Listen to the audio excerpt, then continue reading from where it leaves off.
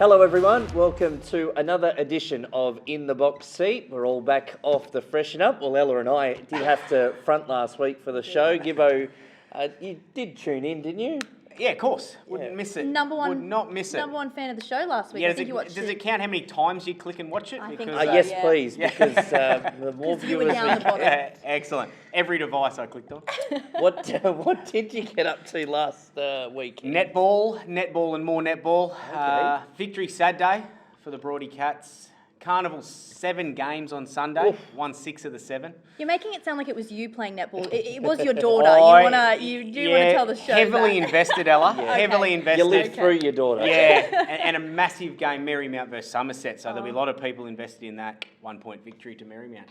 One for the good guys. So So what, eight games around? 9 games, 8 victories. So pretty good at this stage, but only Takes halfway. after her dad, I think she's doing 5 to 7 days a week at this point of the season. So something on every day. There you go. What did you get up to last Sunday? Last Saturday, I was in Byron Bay. I Oh. thought, we had the weekend off here, so I'd take a trip down south and enjoyed the markets and the Unreal. beach. It was lovely. Lovely Unreal. weekend.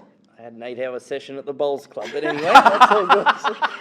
Let's, firstly, too, Brett Cook last week, yes. he did pass on a winner. He did. owned the winner. He did. He said he came on the show and he said he was gonna get it back from when he was on the show last time, and he did. Being groovy, paying $3 at Ipswich. So Wow. he's been texting all week saying he was excited about that. So we can't Well not done. forget it. We had to Well mention done. it. Had to Trained by mention it. Matt Dunn. It was a good win too. It'll win more races. Our other selection last week didn't fare so well.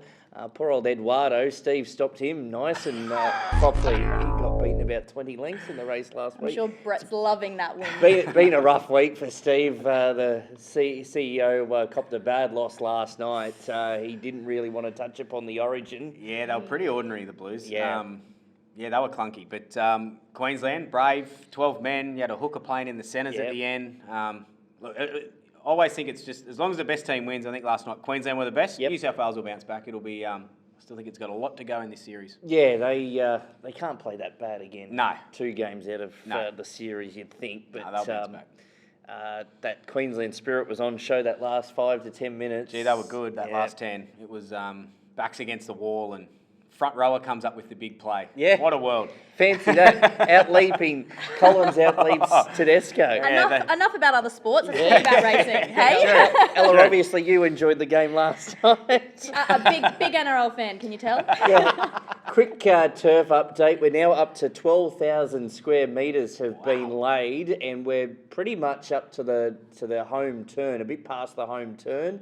By the end of this week, the 2,400 metre shoot, which will start to come back into effect once the course proper is fully finished, which hosted races like the old Prime Minister's Cup back in the day. So it'd be good to see that 2,400 metre shoot back. So by the end of Friday, when the boys knock off, we've completed about 500 odd metres of turf. So going well. Another 150 metres will be done at some stage next week. Never good enough for the CEO. He wants more. He wants it done quicker. So Well, it's a good start. It's green side up. It That's a always good a win. start, That was yeah. always a Yeah. horticulture joke when I was laying turf. Green side up. But, Yeah, touch upon your horticultural days, or do you want to? yeah, no, I did 15, maybe 16 years in horticulture. why don't we get you out there on the track? Yeah, no, Well, them how's days the are slip done, pass? Ella. Well, we do need more staff out there, apparently. According to So Steve. I tell you, so- Bet, while Navesh and Steve are in charge, I have every ounce of confidence that it will be brilliant. It does look really good.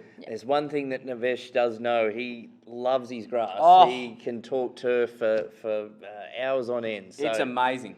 it's quite remarkable in the space of a week or so since it's been down how quickly it has adapted to the ground. Yeah. We getting sort of 24 odd degree days, so the sun is beaming on it. Plus the drainage systems, the drainage system, irrigation systems into full effect at those sections that are already done.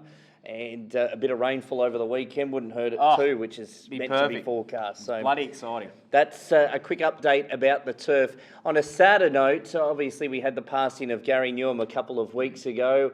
Gary passed away on the eve of the Queensland Oaks. of course, he won the race in 2019 with Winning Ways, and was the trainer of Starcraft, who was an outstanding horse. One of my all-time faves. Probably Jeez, doesn't he's a get the beautiful horse. recognition that he deserved. A 10-time winner in 20 starts. He won. Yeah. He won in Australia. He won in New Zealand. He won in France at Group 1 level. Yeah. It took Reset to beat him in Australian Guineas. He was a beauty. He's a big, beautiful striding horse. Took Savabeel to beat him in a Cox Plate. Yeah. He was a terrific horse. He was a beauty. He bowed out of racing, as I said, with a 50% win strike rate when he was racing. He somehow got beaten in an Ipswich Maiden. It's amazing how it can turn out that way. But there's a private funeral tomorrow, and a wake will be conducted here at the Gold Coast Turf Club from 11 o'clock. So make sure you come out to the club and celebrate Gary's life. He was an absolute gentleman, top trainer, and that will be from 11 a.m. on Friday morning. Also, Ella, the AITC Open Day here is on Saturday. It is. So earlier in the week, if you haven't already tuned into the video we did with Dylan, who is our most recent AITC student who has signed up for his apprenticeship in turf management. Maybe Gibbo, you can give him a tip or two. I loved that interview. Yeah, it was great. He was so excited. The thrill of it and the enjoyment he's getting out of it, it just shows what that program does. And I want to meet him.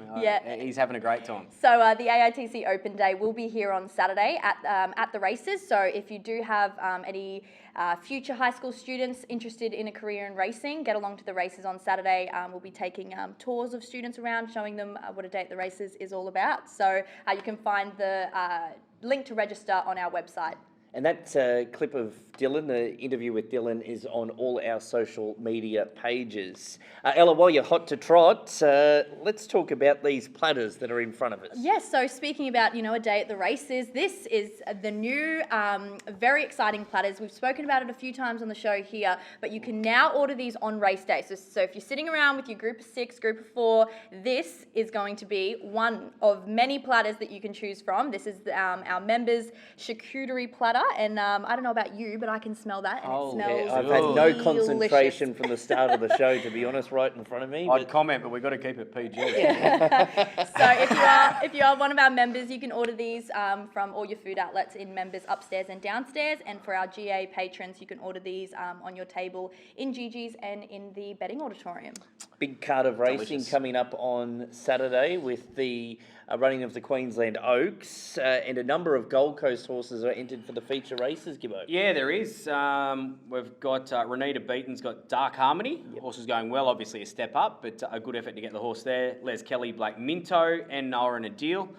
Is it not the worst at 50 to 1 in the Oaks? Yeah, no, I agree. It'll run the 2200. Yeah, and sort of just peaking, I think. It's taken a couple of runs, so timed well. It's a bit of an open race too. Scott Morrissey, Sunny Days.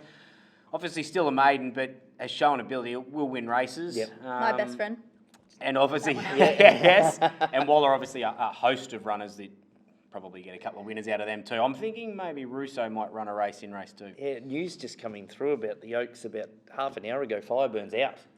Wow. So the favourite has been Wow. scratched. So that opens the race right up Doesn't now. it what? That is Yeah, big news. Yeah, breaking here. By the time this Quick goes to release air, it. it'll be about 6 hours old. But anyway, Adam, can you get this online straight away? Let's find a winner for Saturday here at the Gold Coast. There's one race that's an absolute ripper that last. At It is. 58. What a good little race yeah, that is. it really is. Any one of 6 or 7 could win it, and I'm going to tip into it too. So here we go. I'll start with race 3, number 1.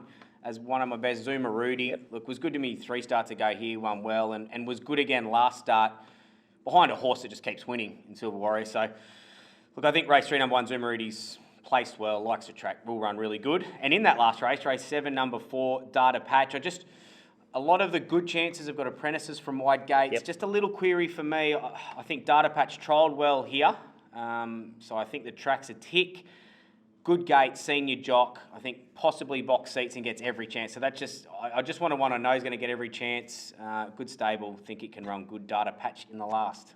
At his best, he should be too good for those horses. Yeah. At his best, Yeah. it's just which one he's a Yeah. quirky horse, but Yeah. at his best, I think he'd be hard to beat. Ella, what have you come up with?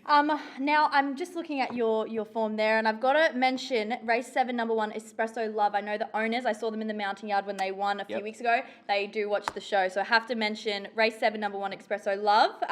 And then my top tip for the day will be race 2, number 1, Songzilla.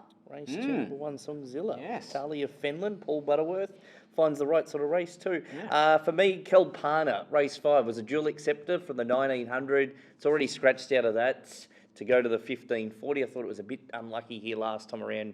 Held up at a key moment of the race, gets Bailey Wheeler, Class 1 plate. They're even races. I could find a spot for it. Race 5, number 10, Kelpana. All right, so they've turned the aircon on or something. The building's about to blow. I'll take this charcuterie board with me, and if we make it through the rest of the afternoon here, we'll be back again next week.